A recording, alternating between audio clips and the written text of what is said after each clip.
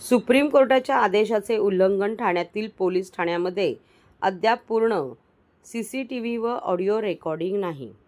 माहितीच्या आधारात RTI मिळालेल्या माहितीनुसार ठाणे शहरातील पोलीस ठाण्यामध्ये सुप्रीम कोर्टाच्या 2020च्या आदेशानुसार अद्याप पूर्णतः CCTV आणि ऑडिओ रेकॉर्डिंग प्रणाली बसवलेली नाही.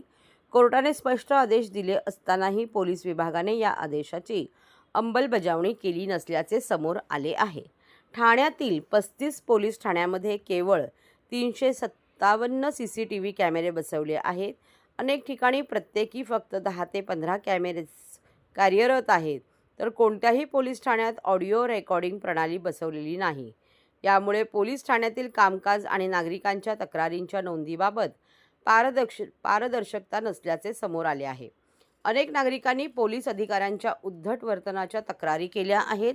CCTV आणि ऑडिओ रेकॉर्डिंग अभावी पोलीस ठाण्यामध्ये होणाऱ्या गैरप्रकारांची नोंद घेतली जात नाही, ज्यामुळे दोषींवर कारवाई करणे कठीण होते. सामाजिक कार्यकर्त्यांनी त्वरित सुधारणा करण्याची मागणी केली आहे. अन्यथा या संदर्भात न्यायालयात जनहित याचिका दाखल करण्याचा इशारा त्यांनी दिला आहे. कोर्टाची ऑर्डर आहे, काय व्हायला पाहिजे आणि काय होत नाही. बघा, सुप्रीम कोर्टाचा 2020चा एक ऑर्डर आहे. त्याच्यामध्ये स्पष्ट म्हटलेलं आहे की प्रत्येक पोलीस स्टेशनमध्ये CCTV कॅमेरा आणि ऑडिओ रेकॉर्डिंग हा कंपल्सरी आहे. टॉयलेट आणि बाथरूम सोडून इतर सर्व ठिकाणी ते कॅमेरा लावणं हा बंधनकारक आहे, असं सुप्रीम कोर्टाने त्यांचे ऑर्डर्स दिलेले आहेत.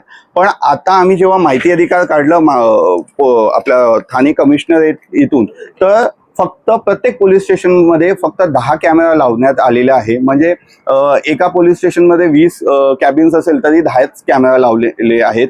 ऑडिओ रेकॉर्डिंगचं इक्विपमेंट तिथे लावण्यात आलेले नाही आहेत. हा सरासर सुप्रीम कोर्टाचा आदेशाचं उल्लंघन आहे. माझं असं म्हणणं आहे, हा सर्वात पहिला सुप्रीम कोर्टाचा जो ऑर्डर आहे ते इम्प्लिमेंट केलं पाहिजे. प्रत्येक पोलीस स्टेशनमध्ये कॅमेरा विथ ऑडिओ रेकॉर्डिंग व्हायला पाहिजे, जेणेकरून लोकांचं जी तक्रार आहे, लोकांना ज्या पद्धतीने वागणूक दिले जातात, जर चुकीचं वागणूक तिथे दिले जात असेल तर त्याचा पुरावे म्हणून आपण कोर्टात ते व्हिडिओज आणि ऑडिओ पोलीस स्टेशनमध्ये जे आहेत त्याचा वापर करू शकतो. त्याच पद्धतीने समजा पोलीस स्टेशनमध्ये कोणी मंत्री किंवा इतर कोण गुंड धमकी देत असेल, पोलीस स्टेशनमध्ये त्यांना दबाव आणण्याकरता प्रयत्न करत असतील अधिकाऱ्यांवरती, ते सुद्धा आपण उजागर पोलिसांना करता येईल आणि त्यांच्या विरोधात ते कारवाईची मागणी करू शकतात, कारण ते पुरावे म्हणून CCTV कॅमेरा आणि ऑडिओ रेकॉर्डिंग ते करू शकतात. तर माझं एकच म्हणणं आहे की त्वरित या सगळ्या इम्प्लिमेंटेशन हायकोर्टाचा ऑर्डर आहे त्यांनी करावं. जर त्यांनी हे नाही केलं तर कंटेम्प्ट ऑफ कोर्ट म्हणून आम्ही कोर्टात जाणार आहे, हायकोर्टात. आणि त्याचा पहिला आम्ही लोकांना जनजागृती करण्याकरता हे काय अधिकार आहेत, कसे आहेत, हे लोकांपर्यंत पोहोचवत बसणार आहे पुढचा काही महिना, आणि नंतर आम्ही कोर्टात जाणार. आणि त्याच पद्धतीने आम्ही लॉ डिपार्टमेंट किंवा जे महाराष्ट्र डिपार्टमेंट आहे, जे लॉ अँड ऑर्डरचं डिपार्टमेंट आहे, त्यांना सुद्धा आम्ही पत्रव्यवहार करणार आहेत, डिमांड करणार आहेत आणि कमिशनरेट पर्यंत आम्ही हा विषय पत्रव्यवहार करून माहिती देणार. किती कॅमेरे लावणं बंधनकारक आहे पोलीस स्टेशनमध्ये?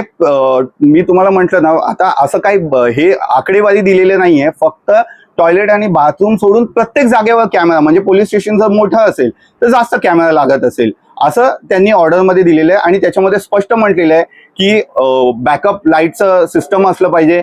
आणि त्याच पद्धतीने जर समजा त्यांनी असं सांगितलं की बाबा माझा कॅमेरा बंद होतं किंवा तिथे ऑडिओ रेकॉर्डिंग नाहीये, तर जो पोलीस अधिकारी आहे, इन्चार्ज आहे, त्याच्यावरती कारवाई होईल, असं पण ऑर्डर मध्ये सुप्रीम कोर्टाने म्हटलेलं आहे. अनेकदा सांगितलं जातं की सुप्रीम कोर्टाचे जरी आदेश असले तरी बजेटचा प्रावधान नसल्यामुळे कॅमेरा बसवणं हे अशी कारणं दिली जातात. हा, तर जर असं कारण जरी दिलं ना, तर त्याच्यामध्ये सुप्रीम कोर्टाने जर वारंवार त्यांना टाइम लिमिट आणि हे दिलेले आहेत. आणि हा 2020चा आहे, 2022 मध्ये पण त्यांनी एक्सटेन्शन दिलं होतं. पण आता जरी ते करत नसेल तर सुप्रीम कोर्टाने किंवा इतर हायकोर्टाने म्हटलेलं आहे की बाबा जो अधिकारी असेल ना, तो रेस्पॉन्सिबल असेल त्याच्यामध्ये. या संदर्भात तुम्ही ठाणे आयुक्तांशी काही संपर्क पत्रव्यवहार केला आहे का?